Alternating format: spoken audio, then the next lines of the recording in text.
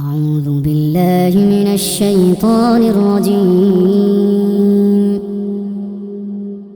بسم الله الرحمن الرحيم. ألم تر كيف فعل ربك بأصحاب الفيل؟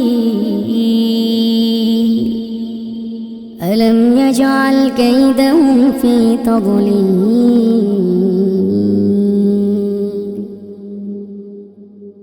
وأرسل عليهم طيرا أبابيل